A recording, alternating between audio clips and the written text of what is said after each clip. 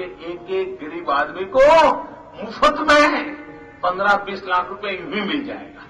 अगर आप मुझे आशीर्वाद देंगे, मौका देंगे, मैं पाई पाई वापस लाऊंगा।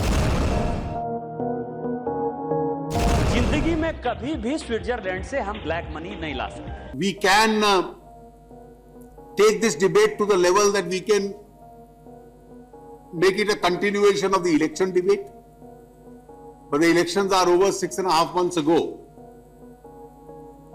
And therefore, since we did succeed in the elections, we have broad shoulders if one or two grudging remarks come against us.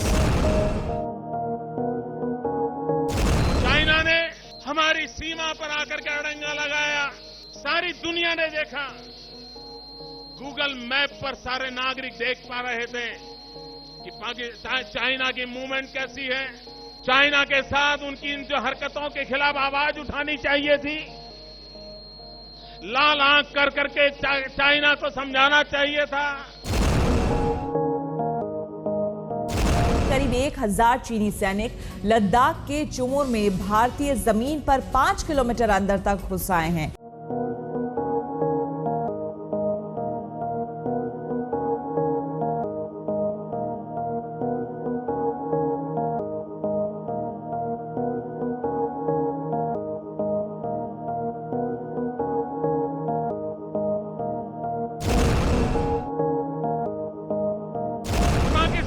के बाद एक जुल्म करता चला जा रहा है और 125 करोड़ का देश चुपचाप सारी चीजें झेल रहा है।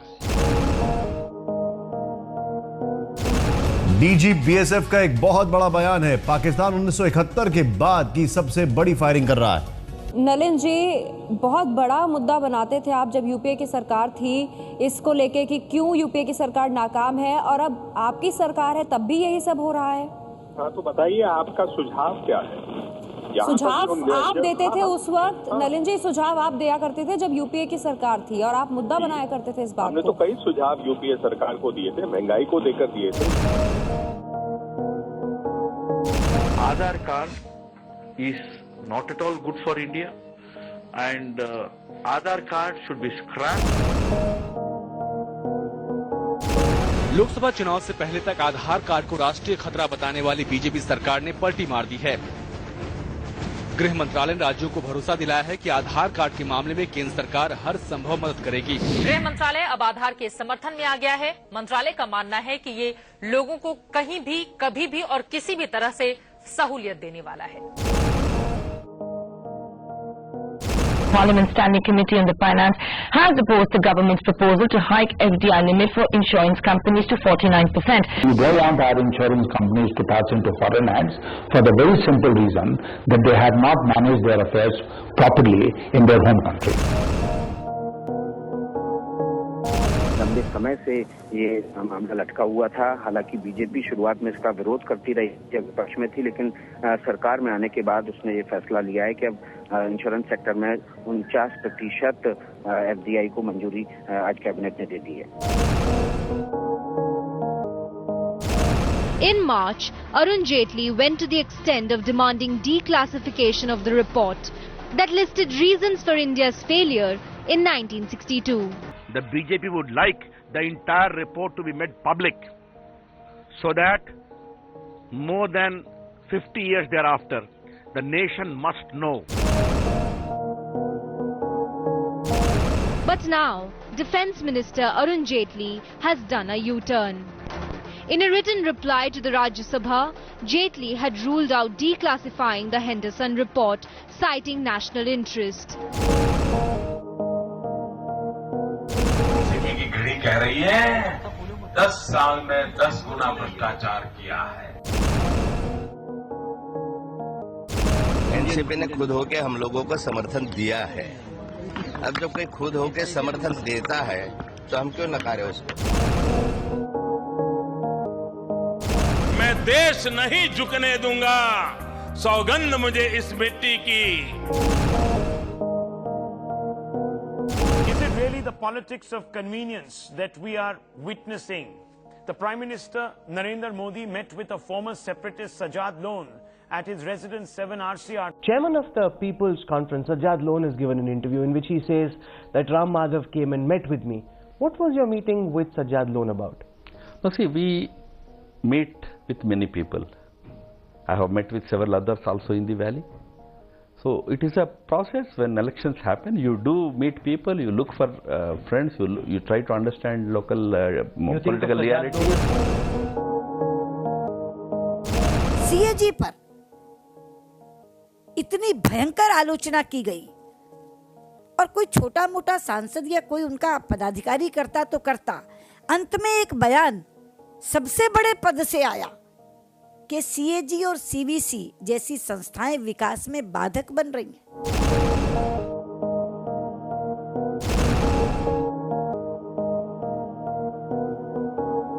Auditor has to exercise his discretion in his capacity building, that he doesn't build his capacity in such a manner that he find out something which may not exist. He doesn't have to sensationalize. He doesn't have to get into the headlines. He has to scrutinize thoroughly the decision-making process.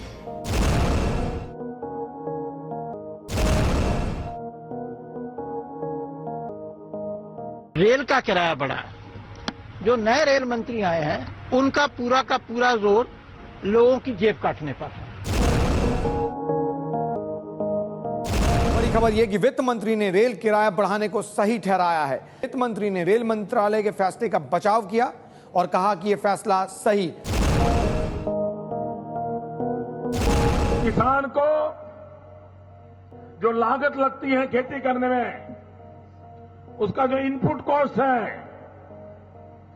बीज होगा, पानी होगा, बिजली होगी, खाद होगा, दवाइयां होगी, मजदूरी होगी, जितना भी प्रकार का उसका खर्चा होता है, उस खर्चे का हिसाब लगाया जाएगा।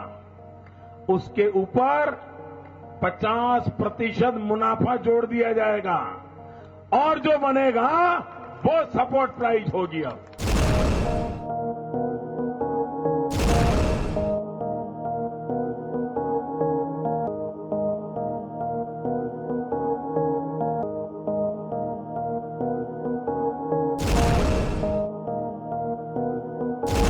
मैं पहला एक कमेटी बनाऊंगा और मैं कहूंगा इस किस पर कौन कौन से गुना है जरा निकालो।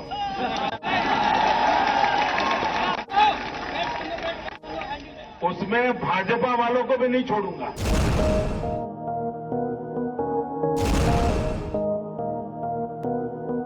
मोदी के मंत्री निहाल चंद पर महिला से दुष्कर्म का आरोप लगा है। आरोप बहुत बड़ा है और पीड़िता ने अब मंत्री जी पर धमकी देने का आरोप भी लगाया है। बीजेपी सांसद गिरिराज सिंह नए विवाद में घिरते हुए नजर आ रहे हैं। पुलिस ने दावा किया है कि आरोपियों से चोरी के 1 करोड़ 14 लाख रुपए के अलावा विदेशी करेंसी और गहने भी मिले हैं। अब सवाल यह है कि गिरिराज सिंह के पास इतने पैसे कहां से आए। मोदी सरकार के नए मंत्री प्रोफेसर रामशंकर कठेरिया मुसीबत में फंस गए हैं। 5 दिन पहले ही कठेरिया मानव संसाधन विकास राज्य मंत्री बने हैं, लेकिन उन पर नौकरी के लिए फर्जी मार्कशीट बनाने का आरोप है। पीएम मोदी ने 1984 के सिख दंगा पीड़ितों के परिवारों को 5-5 लाख रुपए का मुआवजा देने का फैसला किया है। 1984 दंगे पर मुआवजा देने के मामले में सरकार ने चुनाव आयोग को जवाब दिया है। सरकार ने कहा कि हमने मुआवजे का ऐलान किया ही नहीं है। सूत्रों के मुताबिक गृह मंत्रालय ने इस मामले पर कोई भी निर्णय लेने से इनकार किया है। सरकार का डीजल के दाम बेतहाशा बढ़ाने की जो निर्णय है, उसकी हम घोर आलोचना करते हैं, विरोध करते हैं, क्योंकि इससे सभी दामों में इजाफा होगा। The government had decided to re-regulate. Right. They took a decision, and I think they took a very wise decision, Right. to increase the price 50 paisa per month so that it comes at par with the market price. Now, as luck would have it, it not only came at par with the market price, but the international prices Prices fell. came down. and therefore we were able to add a sweetener to the deal. And the sweetener is that the prices actually came down by linking it to the market by 3.36 rupees. And therefore it's being possible for us to easily market this decision and let the people know the advantage of this decision. So it also brings down the subsidy budget. मुझे आपकी तरफ से ताकत चाहिए ताकि हम भ्रष्टाचार मुक्त शासन व्यवस्थाओं को विकसित करें। Post of Central Information Commissioner, which ever since its inception had never fallen vacant. Now it's over 5 weeks since the post fell vacant and the appointment is yet to be made. This has resulted in a huge backlog of cases pending in the commission and also affecting the RTI system itself.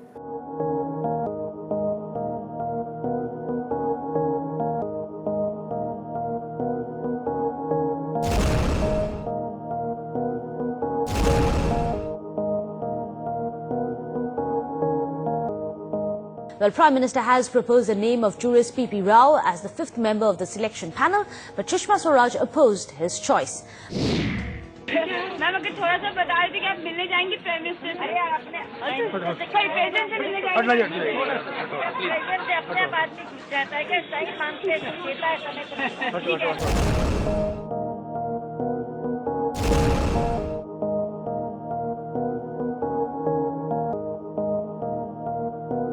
The government on Saturday defended Lokpal selection panel in the Supreme Court, which the ruling Bharatiya Janata Party had opposed when it was in opposition. The BJP-led NDA government filed an affidavit in the Supreme Court defending the appointment of senior advocate P.P. Rao as the eminent jurist to the Lokpal panel. Earlier, the BJP had opposed Rao's nomination to the panel, calling him loyalist of Congress party. BJP के अध्यक्ष सतीश उपाध्याय ने बड़ा बयान दिया है। अपनी press conference के अंत में मीडिया से बात करते हुए सतीश उपाध्याय ने कहा कि आज ही बन रही है सरकार। Thank you very much. हो गया यार, अभी आज ये सरकार बन रही है। अरविंद केजरीवाल ने एक स्टिंग ऑपरेशन के जरिए बीजेपी पर खरीद फरोख्त का आरोप लगाया है। अरविंद केजरीवाल ने आरोप लगाया है कि उसके विधायक दिनेश मोहनिया को खरीदने की कोशिश हुई है।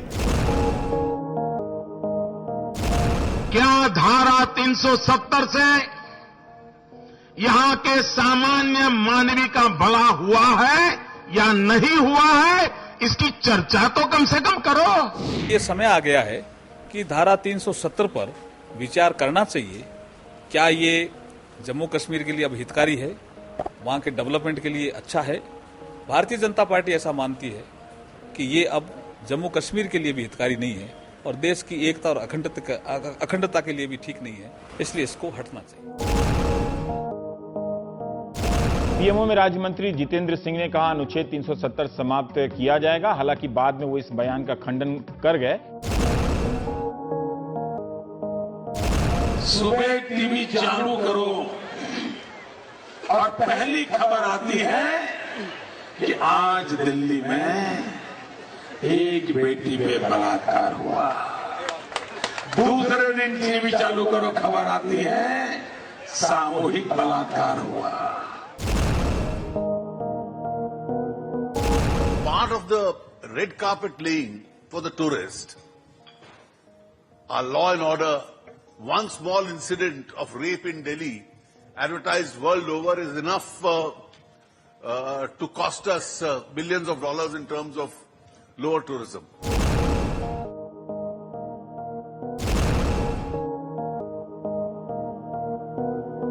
Our top headline, the government is considering an increase in income tax exemption limit from 2 lakhs to 5 lakh rupees, sources tell CNN IBN.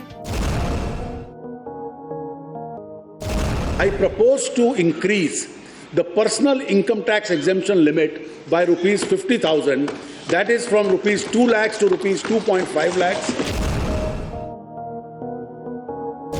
अपने देश की अर्थव्यवस्था के लिए, आंतरिक अर्थव्यवस्था में काला धन और उसको खत्म करने के लिए एक ही मात्र उपाय है, बड़े नोट को वापस ले ली। आगे से झांके मत। जब इस देश के 84 करोड़ लोगों को रोज के 20 रुपए भी खर्च करने के लिए नहीं मिलते तो आखिर देश को 500 हजार रुपए के नोट की जरूरत कहाँ है?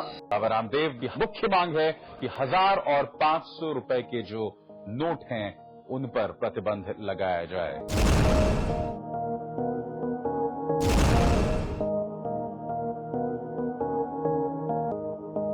नेपाल के लोग जो भारत में काम करते हैं वो यहाँ आते हैं, भारत के टूरिस्ट यहाँ आते हैं।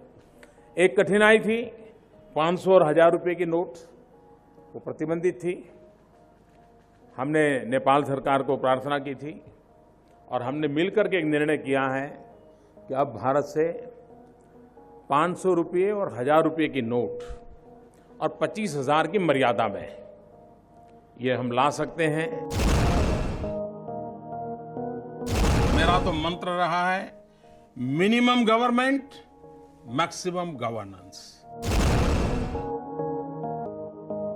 प्रधानमंत्री नरेंद्र मोदी ने दिल्ली में सत्ता संभालते से पहले ही केंद्र में छोटे मंत्रिमंडल बनाने का एक वक्त पर दावा किया। प्रधानमंत्री की दलील थी, ऐसा करने का मकसद मिनिमम गवर्नमेंट मैक्सिमम गवर्नेंस के दावे को धरातल पर उतारने की है। वादे के मुताबिक 26 मई को छोटे मंत्रिमंडल ने शपथ ग्रहण लेकर शुरुआत की, लेकिन 5 महीने के बाद ही मोदी सरकार का पहला विस्तार मंत्रिमंडल के आंकड़े को पहुंचा गया 66 तक। जाहिर है सवाल उठेंगे। ये लोकतंत्र है, इसमें सबको लेकर चलना होता है और सबको लेकर चलने में मंत्रिमंडल का विस्तार भी करना होता है और अच्छे लोग भी चाहिए मंत्रिमंडल में। मिनिमम गवर्नमेंट का अर्थ ये नहीं होता है कि एक ही आदमी बैठा रहेगा, बाकी कोई नहीं रहेगा, वही एक आदमी काम करेगा।